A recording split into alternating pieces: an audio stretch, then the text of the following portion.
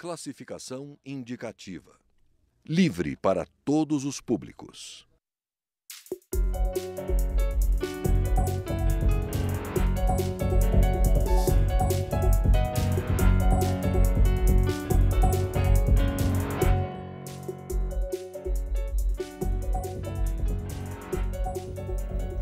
Olá! O governo quer lançar uma campanha de esclarecimento sobre uma possível reforma da Previdência. O texto ainda não chegou ao Congresso, mas já provoca discussões. A proposta prevê idade mínima de 65 anos para a aposentadoria de homens e mulheres. A nova regra valeria para os trabalhadores com menos de 50 anos. Sobre este assunto, eu converso com os deputados Enio Verri, do PT do Paraná, e Silvio Torres, do PSDB de São Paulo. Deputados, muito obrigada pela presença aqui no Câmara Debate.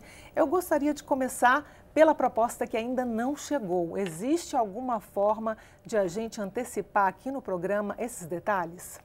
Bom, deputado Silvio. Não, eu ia começar dizendo que esse é o meu 6º mandato. Meu primeiro mandato, em 1995, nós já começávamos a tratar de uma reforma da Previdência. Porque desde lá, e muito provavelmente antes disso, nós sabíamos que os cofres públicos chegariam na situação que nós estamos vivendo hoje, que é um déficit previsto este ano de 160, 170 bilhões de reais. E que isso se transforma imediatamente num prejuízo para o trabalhador que vai se aposentar, ou até os que estão aposentados, porque pode faltar dinheiro. Então, esse é um debate que sempre permeou a vida da Câmara, do Congresso Nacional. E ele volta agora porque nós estamos passando, certamente, pelo o mais grave período de contas públicas dos últimos 50, 60, 70 anos, sei lá. Então, não vamos conseguir fugir desse debate novamente e ele vai ser, como sempre, foi muito polêmico.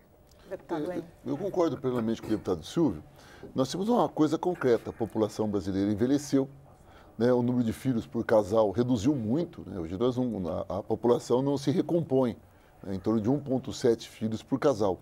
Consequentemente, nós ainda não chegamos lá, mas a persistir e a velocidade que está, haverá um estouro na Previdência. Então, há uma coisa concreta. Nós temos um problema da Previdência que precisa ser resolvido logo, porque esse processo é dinâmico e daqui a 10 anos pode não dar tempo mais de resolver. Por isso, não há como se postergar o debate. O grande desafio é a quem nós vamos atingir com essa reforma da Previdência. Me parece que a essência entre tanto base do governo, oposição, esquerda, direita, como queiram chamar, na verdade, temos divergências entre quem será atingido. Por exemplo, eu tenho uma avaliação que os servidores da iniciativa privada, 80% recebem salário mínimo. Então, não é quem está na iniciativa privada hoje que ocasiona um grande problema para a Previdência, porque a maioria deles são aposentados com salário mínimo, poucos são aposentados com mais de um salário, eles contribuem um tempo mínimo de 35 anos, 30, depende disso, e os valores que eles recebem também por conta disso, pelo limite de lei, não são valores significativos. Por outro lado, nós temos no setor público algumas incongruências, né? Nós temos pessoas que se aposentam com pouca idade e com 100% do seu salário e salários superiores a que é pago na iniciativa privada. Então, nós temos um gargalo aí, né? Nós temos um problema, temos outro problema. Por exemplo, quem é da agricultura familiar não contribui, mas se aposenta. E é necessário, é justo que eles recebam. Então, nós temos aí um cenário de desafios, quer dizer, uma necessidade, precisamos reformar. Agora, quem vamos atingir? E, por fim, eu vou colocar um grande problema, a questão da idade mínima, até para colocar aqui para abrir o debate. O governo tem colocado em 65 anos. Há setores da sociedade brasileira que aposentar-se aos 65 eu não vejo problema nenhum. Não vejo problema nenhum. Tem trabalhadores que 65, pelo contrário, estão no seu auge da produção, acadêmicos e outro mundo. Agora, uma pessoa, eu sou do estado do Paraná, lá a cana, São Paulo também, a cana é muito forte. Como é que uma mulher ou um homem que começou a cortar cana aos 16 anos, portanto, com 30 anos, o seu corpo já está cheio de problemas, portanto, aos 46 anos, vai se aposentar aos 65? Então, o desafio é como que você faz, com a isonomia que você constrói, para que a aposentadoria seja resolvida essa crise, mas também a gente não transforma as pessoas sem menor capacidade de trabalho e sem poder aposentar-se. Eu acho que esse é a grande dúvida, essa é a grande dúvida e o desafio que nós temos aqui no Parlamento. A última reforma da Previdência no Brasil foi feita em 2003, no governo Lula, e atingiu principalmente os trabalhadores do setor público, Sim. fazendo com que a aposentadoria integral não existisse mais. A pessoa tem que contribuir para um fundo para conseguir a aposentadoria integral. No caso desta reforma da Previdência, no governo claro. federal. Municipal e estadual, não. Sim. Só no federal. Sim, boa observação, Sim. deputado. No caso dessa reforma da Previdência, ela atingiria os setores privado e público? Sim, olha, é bom lembrar que esse déficit astronômico, né, e que não para de crescer, ele é dividido, mas de um modo injusto, porque a aposentadoria do INSS, que compõe, né, cuja grande maioria, como foi lembrado, são trabalhadores que recebem salário mínimo, até 2 salários mínimos, eles são responsáveis por metade de um déficit desse.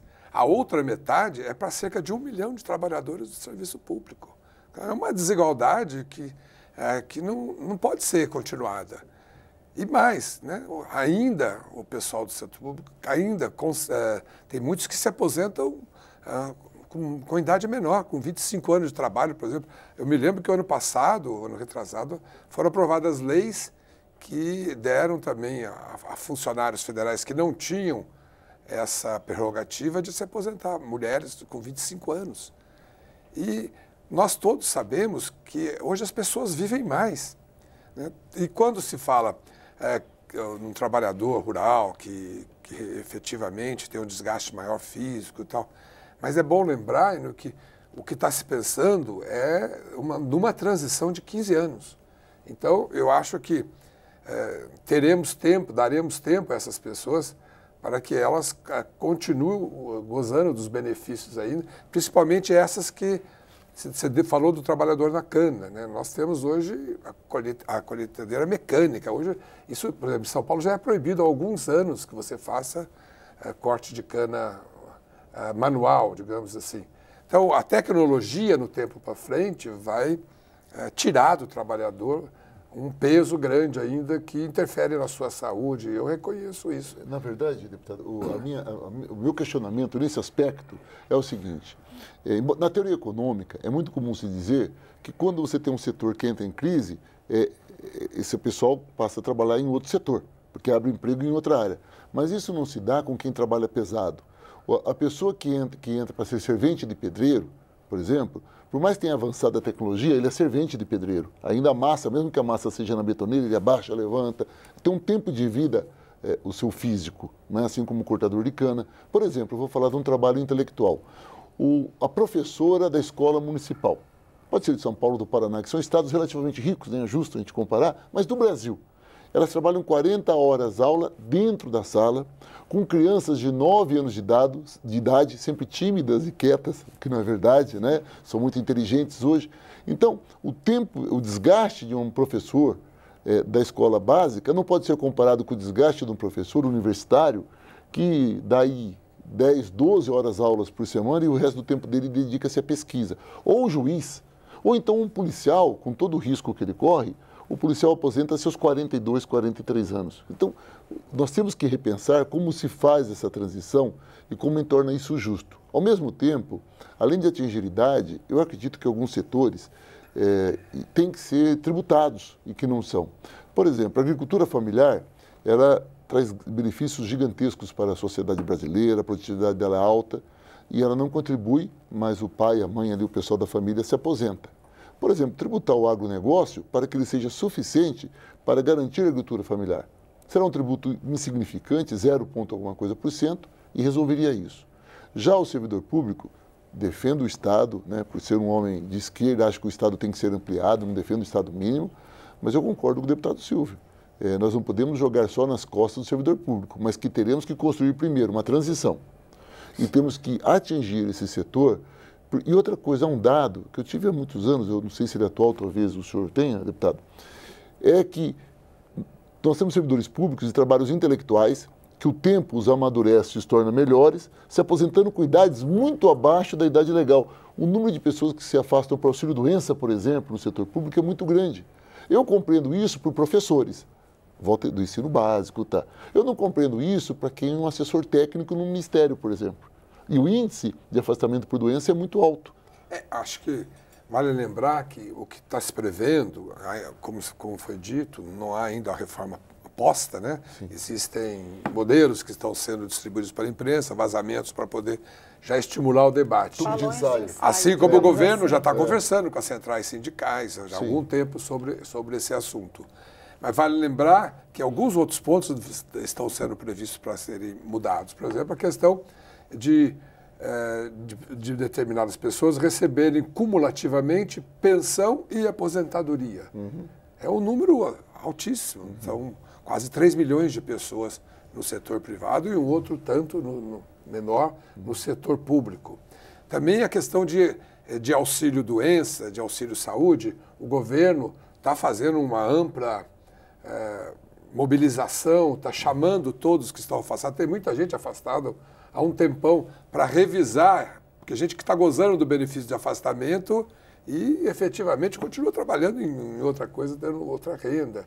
Então, acho que tem que melhorar muito a gestão, sem dúvida, procurar ver onde que os gastos estão sendo a sonegação, desigualmente tratados. A sonegação, ela é muito alta. A sonegação poderia ajudar muito para tentar para isso. Claro, nós vamos ter que discutir, achar uma saída. Mas a gente sempre pensa, quando pensa em saída, em atingir os trabalhadores, né? Porque é sempre mais fácil de controlar. Mas você tem um lado empresarial que a sonegação tributária ela é muito alta. E quando eu falo tributária, entra também a sonegação da Previdência, ela não está fora disso, né? O novo governo agora, inclusive, entende tanto que é tributário que jogou tudo na Secretaria, no Ministério da Fazenda, né? Inclusive essa implementação. Deixa eu até lembrar um dado. Deputados, eu vou continuar o debate depois do intervalo, porque eu tenho uma perguntinha para fazer, porque me parece aqui que, embora seja um tema muito polêmico, os deputados concordam sobre a necessidade da reforma da Previdência. Sim. Mas a gente continua daqui a pouquinho. Eu converso no Câmara Debate com os deputados Enio Verri e Silvio Torres sobre reforma da Previdência. A gente volta já já.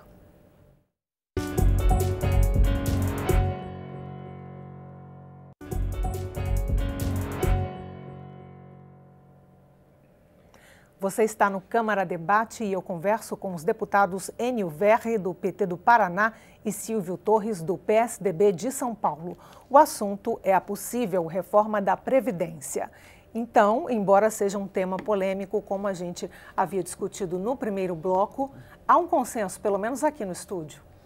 Então, o deputado Enio falava sobre a questão da sonegação, que é um outro ponto importante, efetivamente. Há sonegação das empresas, mas também há quem, na iniciativa privada, as pessoas, de uma forma geral, também procuram, de alguma forma, levar vantagem, pessoas que se afastam, que são demitidas ou deixam de trabalhar e continuam recebendo, sem contribuir, enfim. Mas tem um dado que é importante trazer. O governo, muitas vezes, os governos fazem escolhas erradas de prioridades. Então, tem um número que é interessante. Em 2015, Enio, o Minha Casa Minha Vida em subsídio, ele custou 12, poucos bilhões de reais, que é um programa que atende, né, muita gente. Os subsídios dados, a desoneração das folhas, aquela medida do governo federal, foram 25,4 bilhões, que tirou da Previdência, que tirou da arrecadação da Previdência, basicamente. Então, é necessário que no debate que nós vamos ter aqui, e certamente não vai ser um debate de pouco tempo, né? Não é possível você fazer uma reforma tão ampla e tão necessária. Até porque tem que passar pelas duas casas. Tem que passar em meio a audiências públicas, discussões, sim, sociedade participando e tal. Mas nós não podemos continuar errando. Eu acho que nós temos que fazer efetivamente uma reforma que garanta o futuro de quem vai se aposentar e de quem está aposentado. Né? Bom, claro que eu concordo, é o seguinte, nós temos um problema de gestão, que isso é concreto, na máquina pública.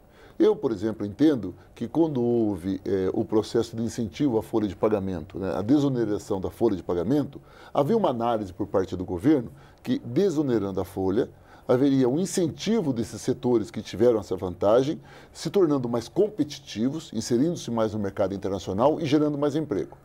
Infelizmente, o que ocorreu é que, com exceção do setor de tecnologia e o setor têxtil, que o setor têxtil porque enfrenta concorrência com a China, e o setor de tecnologia que de fato inovou e se tornou competitivo e gerou mais emprego, os outros transformaram isso em lucro líquido e acumularam riquezas. Então, isso sem dúvida nenhuma é um dado que a gente tem que entender, embora a intenção era gerar desenvolvimento econômico na chamada nova matriz econômica. Isso é um fato.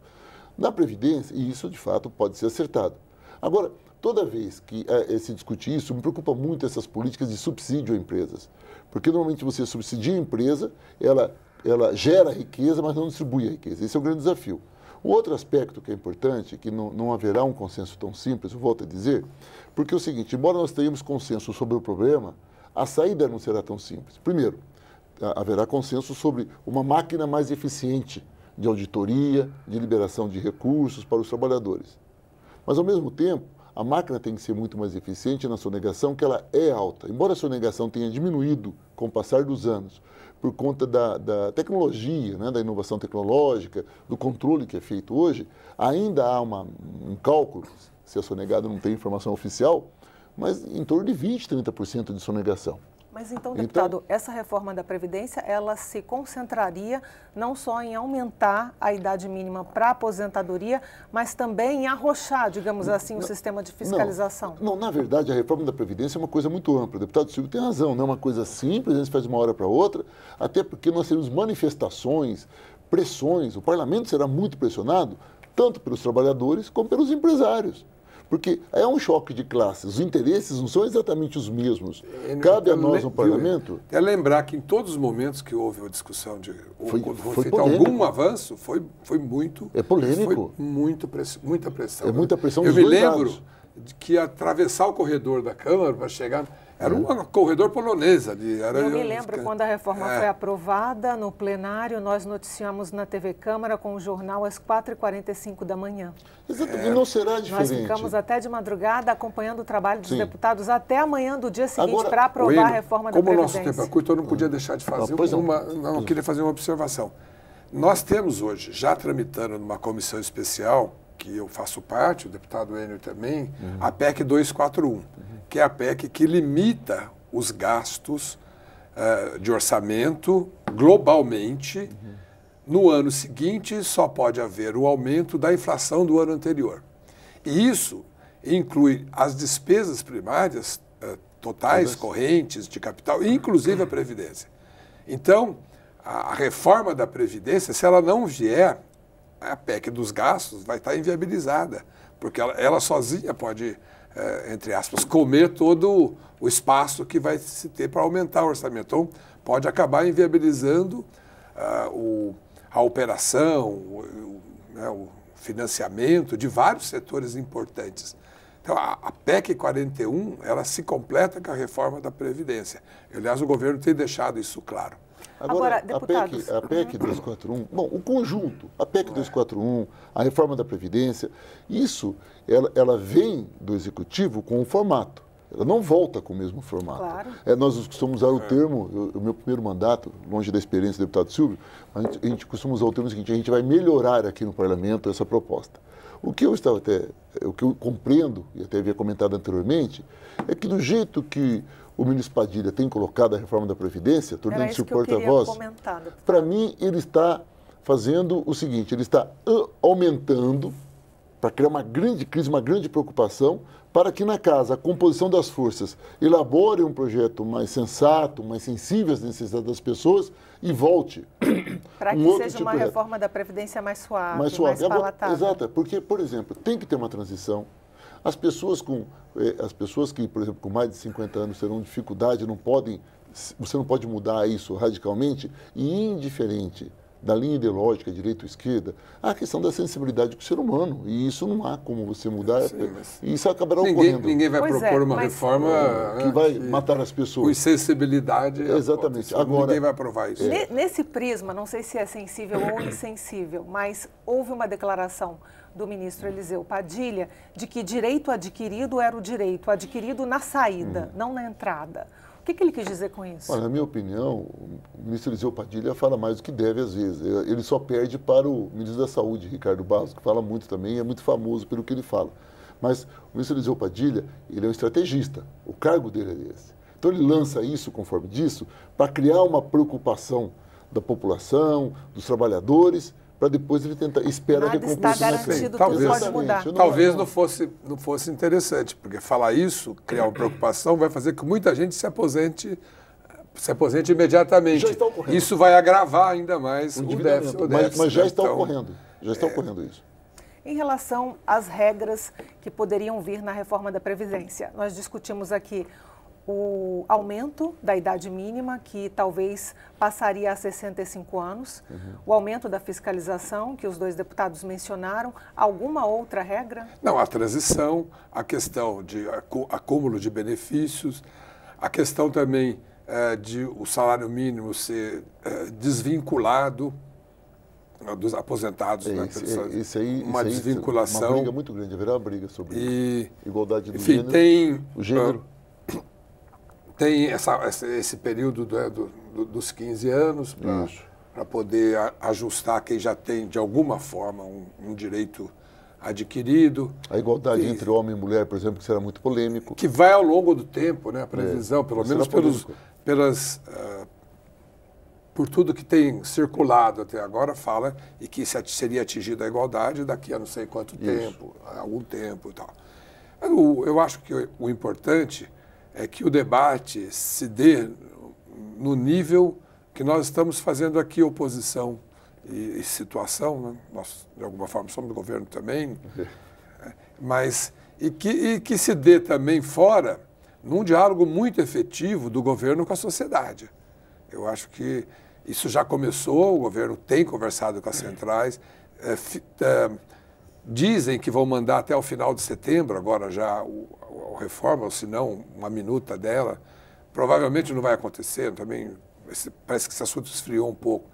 Mas é certo que essa vai ser a reforma que vai dominar o debate no Congresso Nacional o ano que vem, não tem nenhuma dúvida. Deputado Wênio, bem rapidamente para a gente encerrar. Olha, rapidamente, o governo terá que chamar centrais sindicais, terá que aprofundar a negociação com elas, e a nossa posição da oposição, e principalmente nós, do Partido dos Trabalhadores, que somos muito ligados aos movimentos sociais, será o seguinte: se houver acordo com as centrais sindicais, principalmente no nosso caso com a Central Única dos Trabalhadores, nós apoiaremos. Então a nossa base de debate será a capacidade do governo de conversar com os trabalhadores. Se ele conseguir avançar nesse diálogo, não terá muito problema, porque nós iremos votar de acordo com as centrais. Se ele tiver dificuldade com esse diálogo, acredito que terá dificuldade com a oposição nesse momento. Muito obrigada pela presença dos dois aqui no Câmara Debate. Eu conversei com os deputados Enio Verri, do PT do Paraná, e Silvio Torres, do PSDB de São Paulo.